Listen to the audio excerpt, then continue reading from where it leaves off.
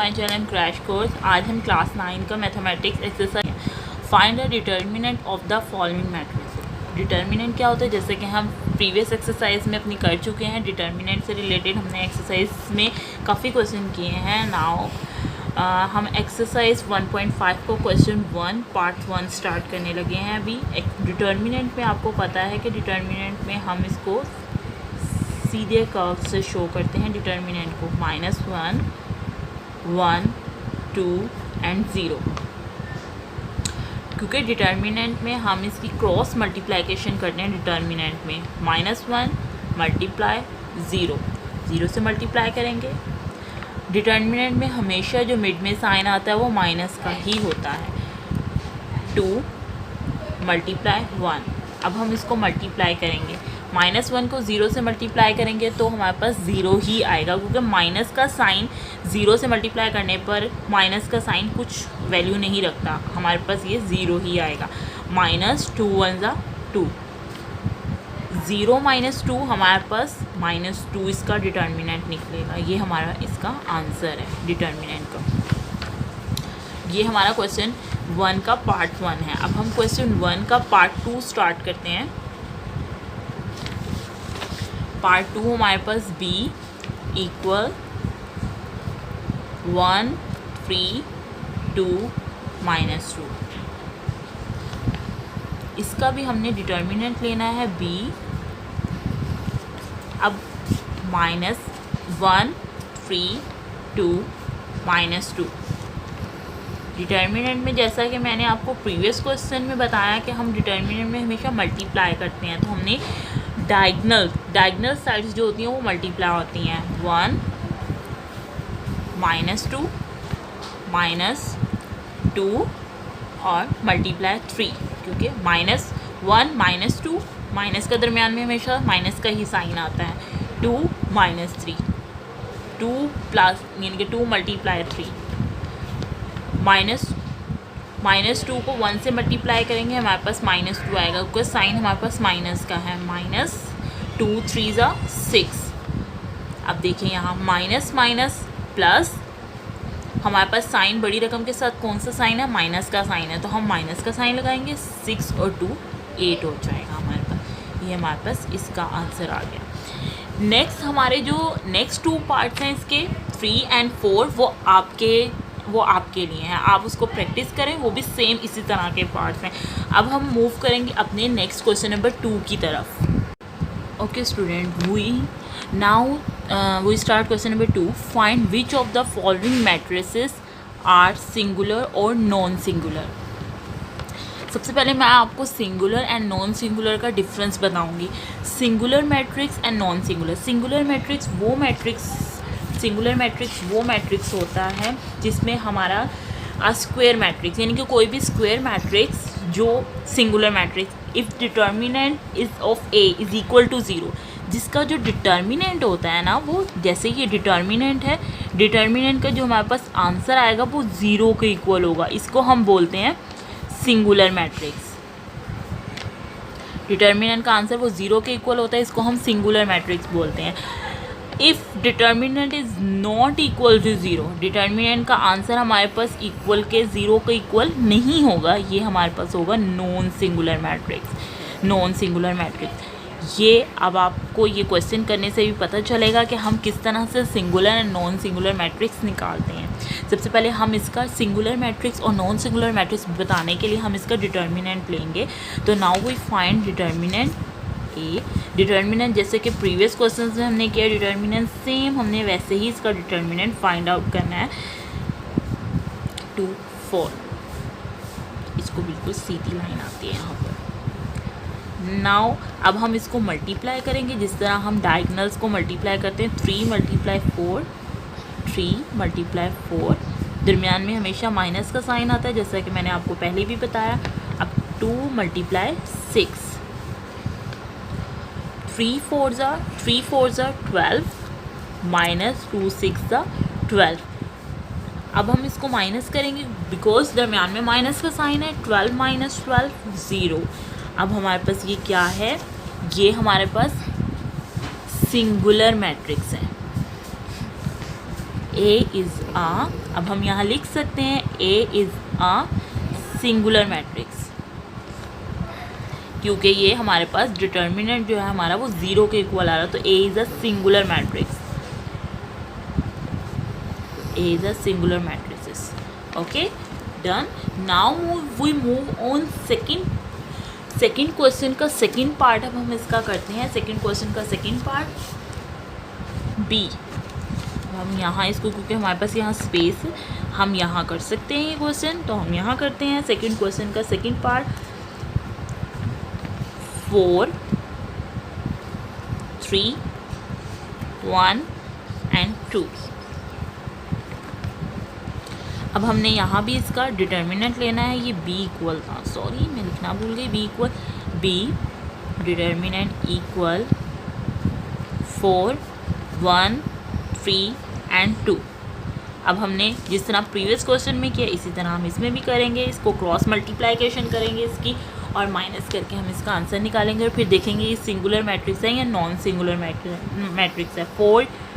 4 multiply 2 minus का sign, जैसा कि हमेशा आता है दरमियान में डिटर्मिनेंट में माइनस का साइन आता है. 3 मल्टीप्लाई 1 4 2 ज़ा 8 माइनस 3 1 ज़ा 3. अब हम इसको माइनस करेंगे बिकॉज दरमियान में माइनस का साइन है. 8 माइनस 3 हमारे पास आंसर आएगा 5, क्योंकि बड़ी रकम के साथ प्लस का साइन है तो हम यहाँ प्लस का साइन नहीं भी लगाएंगे तो प्लस का साइन ही होगा. 8 माइनस 3 5. ये हमारे पास कौन सा सेट होगा? ये हमारे पास नॉन सिंगुलर होगा, क्योंकि ये नॉट इक्वल टू 0 है. ठीक है, बी का जो डिटर्मिनेंट है वो हमारे पास नॉट इक्वल टू 0 है, क्योंकि इसका आंसर हमारे पास 5 आ रहा है, तो ये हमारा नॉन सिंगुलर सेट है. हम लिख सकते हैं B is a non singular matrices.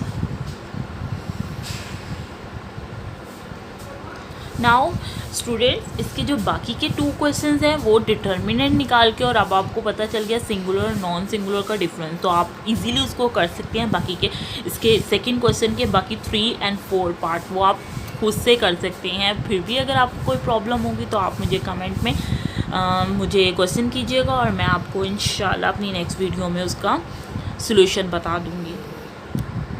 Okay student, now we start question number 3. Find the multiplicative inverse if it exists of each. Means अब हम क्वेश्चन नंबर 3 का पार्ट 1 स्टार्ट करने लगे हैं. -1 2 3 0 इसका मल्टीप्लिकेटिव इन्वर्स लेते हैं. अब मल्टीप्लिकेटिव इन्वर्स का एक फुल फार्मूला होता है जिसके थ्रू हम इन्वर्स निकालते हैं. तो सबसे पहले मैं आपको इसका फार्मूला बताती हूँ कि how we find multiplicative inverse. तो मल्टीप्लिकेटिव इन्वर्स मालूम करने के लिए ए इन्वर्स इसका फार्मूला होता है adjoint A divided by determinant. Adjoint A यानी कि ये हमारे पास ए है तो हम एडजॉइंट ए लिखेंगे. मतलब ए का पहले हम एडजॉइंट लेंगे डिवाइडेड बाय डिटर्मिनेंट, इसको डिटर्मिनेंट से डिवाइड करेंगे. सबसे पहले हमने इसमें एडजॉइंट निकालना है. इसका एडजॉइंट निकालेंगे, डिटर्मिनेंट निकालने इट्स अप टू यू.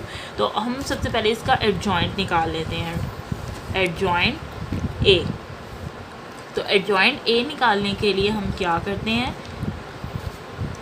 सबसे पहले हम -1 3 2 0 ये सिंपल मैंने रकम ए की उतारी है, मतलब ए की अमाउंट मैंने नीचे कर ली है.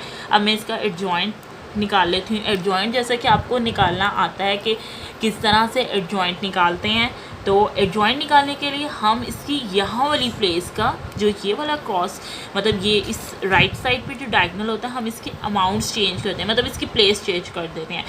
0 है, 0 हम यहाँ ऊपर ले आएंगे, -1 यहाँ नीचे लिख देंगे. और दूसरी साइड से हम इन दोनों रकमों का साइन चेंज करते हैं. अब यहाँ प्लस का साइन है तो माइनस साइन हो जाएगा, माइनस होता तो प्लस हो जाता. जैसे यहाँ अब +3 है, हम यहाँ -3 लिख देंगे. यहाँ +2 है, यहाँ हम -2 लिखेंगे. ये हमारे पास इसका एडजॉइंट ए का आंसर है. Adjoint A. अब हम इसका निकालेंगे डिटर्मिनेंट. डिटर्मिनेंट निकालने के लिए वही जिस तरह हमने प्रीवियस क्वेश्चन में डिटर्मिनेंट निकाले सेम हम उस तरह वैसे ही निकालेंगे. -1 3 2 and 0.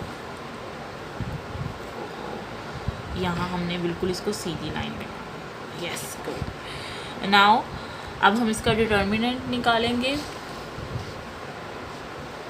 -1 को 0 से मल्टीप्लाई, -1 मल्टीप्लाई 0, -2 मल्टीप्लाई 3। अब हम इसको मल्टीप्लाई करेंगे। -1 को 0 से मल्टीप्लाई किया, मैंने आपको पहले भी बताया था जैसे कि 0 किसी से मल्टीप्लाई करेंगे तो हमारे पास 0 ही आता है, और उसके साथ जो भी साइन होता है वो साइन ख़त्म हो जाता है, वो नहीं लगता। यहाँ -3 to the 6, तो हमारे पास इसका डिटर्मिनेंट आएगा -6।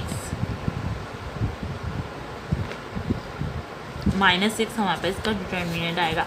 अब हम ये हमारे पास जो एडजॉइंट का आंसर आया है 0, -3, -2, 1 एंड डिटर्मिनेंट का हमारे पास -6 आंसर आ रहा है। अब हम इसको फॉर्मूले में पुट करेंगे और फिर हम इसका आंसर निकालेंगे। तो हमारे पास साइड पे स्पेस है, तो हम यहाँ इसका कर लेते हैं, फॉर्मूला में पुट करते हैं।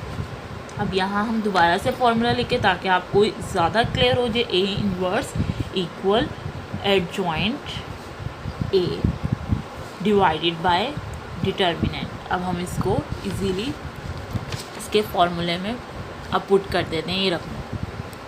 तो हमारे पास एडजॉइंट का हमने आंसर निकाला हुआ है। हम यहाँ एडजॉइंट का आंसर लिखेंगे 0, -3, देखें 0, -3, -2 एंड -1, ये हमारे पास एडजॉइंट का आंसर है। डिवाइडेड बाय, हमने वैसे ही लाइन लगानी है, और डिटर्मिनेंट का हमने आंसर निकाला था -6। देखें ये है -6, हम यहाँ लिखेंगे -6। अब हम इन्वर्स निकालने के लिए, अब देखें क्योंकि -6 A इन्वर्स, यहाँ हम A इन्वर्स लिखेंगे। -6 यहाँ ये नीचे आ रहा है बटा में, हम इसको साइड पे लिख सकते हैं 1/6। यहाँ माइनस का साइन हम इधर लगा लेंगे 1/6। इसके साथ ही हम लिखेंगे 0, -3, -2 और -1। हमने इसको साइड पे निकाल लिया ताकि हम इसको इसके साथ मल्टीप्लाई कर सकें। अब हम इसको इसके साथ मल्टीप्लाई करेंगे। हमने एक बड़ी ब्रैकेट लगानी है।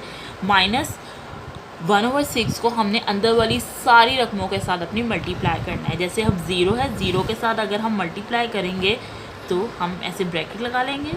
हम यहाँ मल्टीप्लाई करेंगे -1/6। इसी तरह हमने नेक्स्ट -3 के साथ मल्टीप्लाई करना है, -3, और इसके साथ हम मल्टीप्लाई करेंगे -1/6। यहाँ ब्रैकेट क्लोज भी करेंगे हम लोग। यहाँ हम -2 को मल्टीप्लाई करेंगे -1/6 के साथ। फिर यहाँ -1 मल्टीप्लाई -1/6। ठीक है, अब हम यहाँ इसको मल्टीप्लाई करके दिखाते हैं आपको किस तरह से मल्टीप्लाई होता है। जैसे मैंने आपको पहले भी बताया कि 0 किसी भी रकम के साथ हम मल्टीप्लाई करेंगे तो हमारे पास क्या आता है आंसर, उसका हमेशा 0, हमारे पास आंसर हमेशा 0 ही आता है।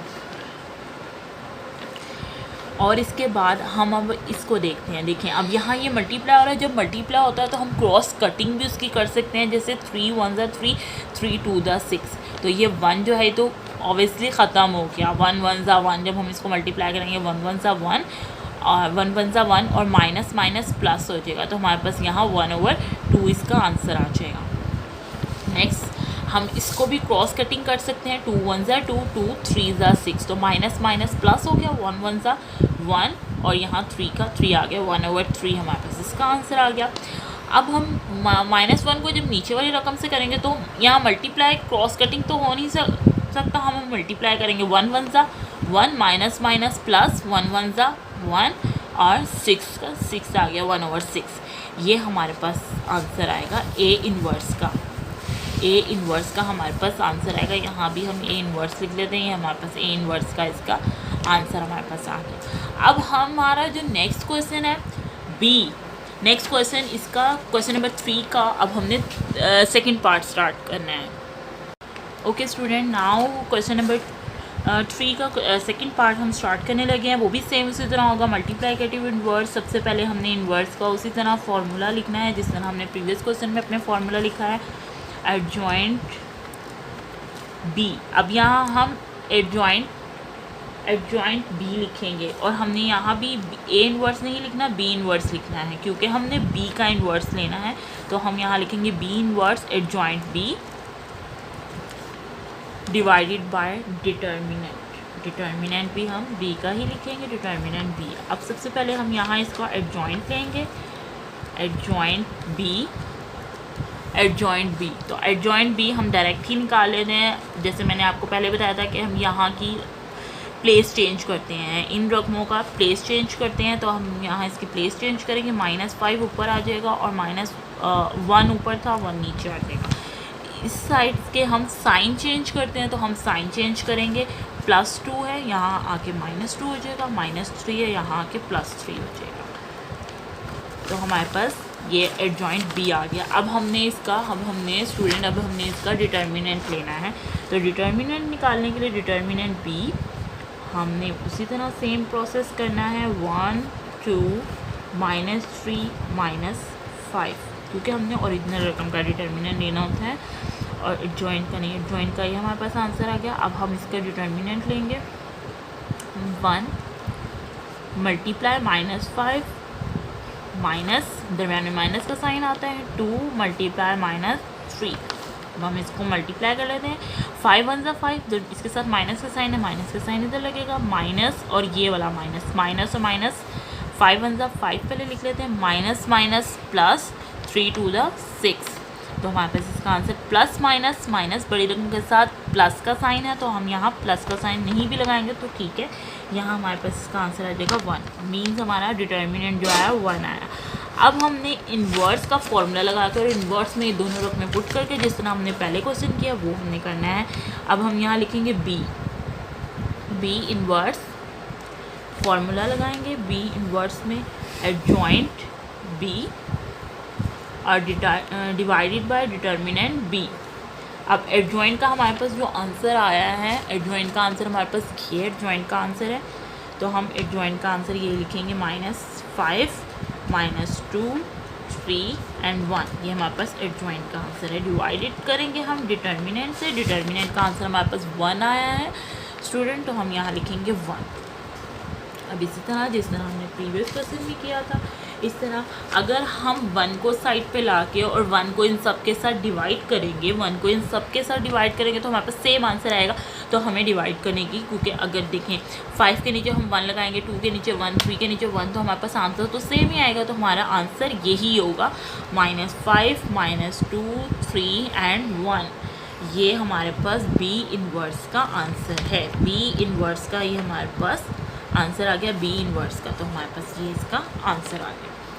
अब जो स्टूडेंट अब आप जो हमारे पास क्वेश्चन नंबर 3 होगा, क्वेश्चन नंबर 3 इसका वो भी सेम इसी तरह है, लेकिन उसको करने से पहले आपको ये देखना है, सबसे पहले हमने डिटर्मिनेंट निकालना होता है। डिटर्मिनेंट अगर नॉट इक्वल टू 0 होगा ना, जैसे यहाँ डिटर्मिनेंट था ये नॉट इक्वल टू 0 है, तो इसका आगे हम इन्वर्स पॉसिबल हो सकता है, लेकिन ये नॉन सिंगुलर मैट्रिक्स होगा। ये नॉन सिंगुलर मैट्रिक्स है, नॉट इक्वल टू 0, तो आगे इसका डिटर्मिनेंट इन्वर्स पॉसिबल है। लेकिन अगर डिटर्मिनेंट इक्वल टू 0 तो हम उसका इन्वर्स पॉसिबल नहीं है।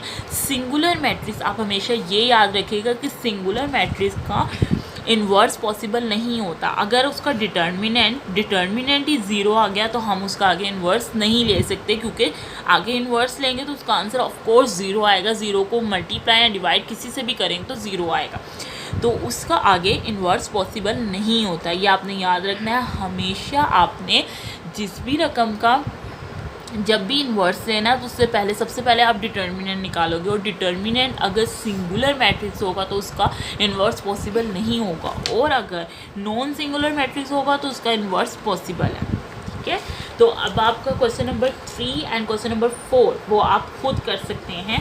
तो क्वेश्चन नंबर 3 खुद कर सकते हैं, क्वेश्चन नंबर 4 भी आप खुद कर सकते हैं। लेकिन अगर फिर भी कोई प्रॉब्लम होगी तो आप मुझसे पूछ लीजिएगा, मैं आपको अपनी नेक्स्ट वीडियो में बता दूंगी। जब तक के लिए अल्लाह हाफिज़, और नेक्स्ट क्वेश्चन आपको मेरी नेक्स्ट वीडियो में मिल जाएंगे। ओके, अल्लाह हाफिज़, और प्लीज़ मेरे चैनल को सब्सक्राइब कीजिएगा, लाइक कीजिएगा, एंड अगर आपको मेरी वीडियो पसंद आए तो शेयर भी कर दीजिए।